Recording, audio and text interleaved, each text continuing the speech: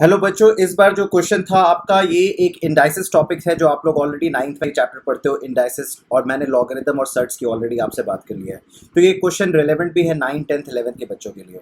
जैसा ये क्वेश्चन आप लोग ऑलरेडी बहुत सारे बच्चे इसको क्वेश्चन को देख चुके हैं और सॉल्व कर चुके होंगे, बहुत सारे बच्चे इसको अटेम्प्ट किए होंगे, हो सकता है आप सॉल्यूशन नहीं कंप्लीट कर पाए हों, और कुछ बच्चे शायद पहली बार देख रहे होंगे। जो भी बच्चे पहली बार देख रहे हैं आपको ये वीडियो पॉज करना है और खुद से अटेम्प्ट करना है, और बाकी बच्चे इस क्वेश्चन को सॉल्व करने के लिए आगे का सॉल्यूशन देख सकते हैं। जैसा कि आप देख सकते हैं यहाँ पे आपको कुछ प्रूफ करना है। लेफ्ट हैंड साइड में एक बड़ा ही कॉम्प्लिकेटेड सा एक्सप्रेशन है और राइट हैंड साइड में भी एक कॉम्प्लिकेटेड एक्सप्रेशन है। 1/1 plus x to the power a minus b plus x to the power a minus c and the expression goes on. तो देखने में ये क्वेश्चन बहुत ही complicated, full of calculations, lot messy thing is involve ऐसा लगता है।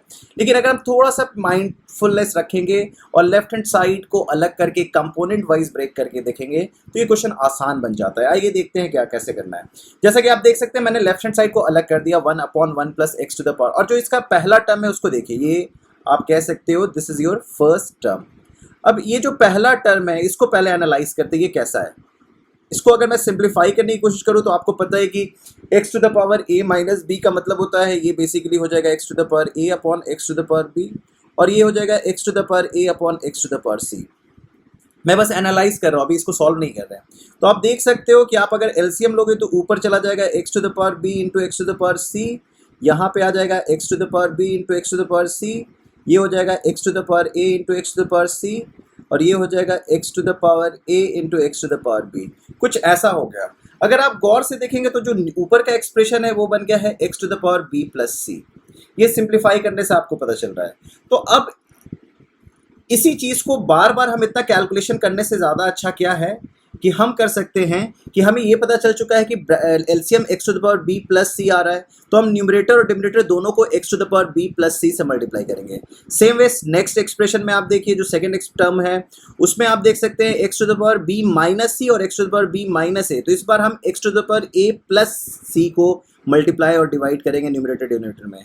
Similarly आप थर्ड एक्सप्रेशन जो थर्ड टर्म है उसमें देखिए 1 plus x to the power c minus a plus x to the power c minus b, तो इसमें अगर आप देखिएगा तो नीचे आ जाएगा x to the power a into x to the power b, मतलब इस बार हम x to the power a plus b multiply and divide करेंगे। तो आइए देखिए क्या करते हैं। मैं लेफ्ट हैंड साइड को लिखता हूँ LHS।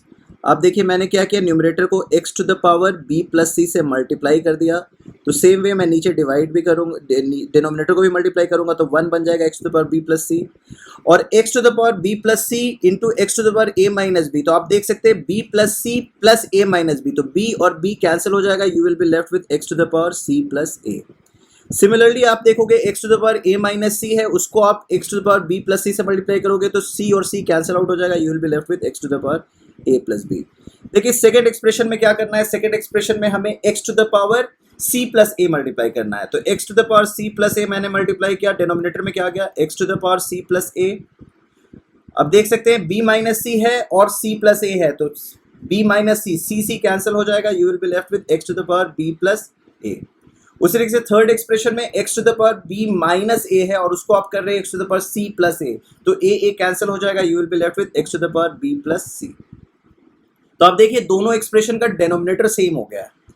और इंटरेस्टिंग होगा जैसे कि आप थर्ड में देख सकते हैं x to the power c minus a और x to the power c minus b है, तो इसका मतलब डेनोमिनेटर में x to the power a into x to the power b आ रहा है, तो हम x to the power a plus b से मल्टीप्लाई एंड डिवाइड करेंगे।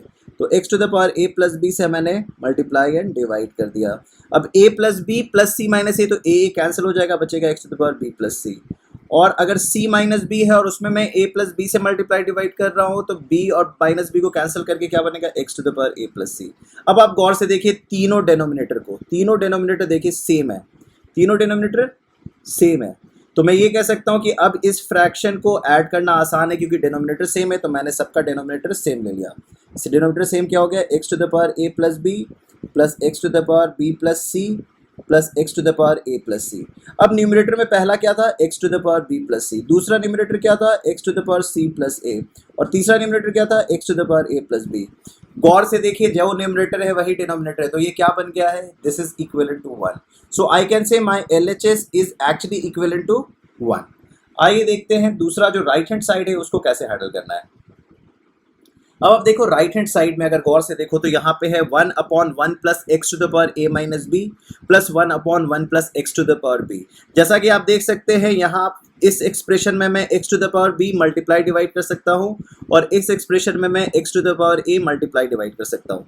तो देखिए RHS में मैं काम करना स्टार्ट किया, मैंने x to the power b multiply and divide कर दिया, तो x to the power b यहाँ पे हो गया x to the power b, x to the power a minus b into x to the power b, तो add हो गए पावर्स, तो a minus b plus b क्या हो जाएगा x to the power a। यहाँ पे क्या होगा, यहाँ पे मैं x to the power a से मल्टीप्लाई एंड डिवाइड करूंगा तो x to the power a, यहाँ पे आ गया x to the power a plus x to the power b minus a into x to the power a, b minus a plus a क्या हो गया x to the power b। तो आप देख सकते हैं इस बार फिर से हमारा डिनोमिनेटर सेम हो चुका है x to the power a plus x to the power b। Numerator पहला है x to the power b, दूसरा न्यूमरेटर a है, तो आप देख सकते हैं न्यूमरेटर डिनोमिनेटर दोनों सेम हो गया, तो मैं कह सकता हूँ RHS is also equal to 1। So LHS is equal to RHS and we can say hence it is proved. Okay.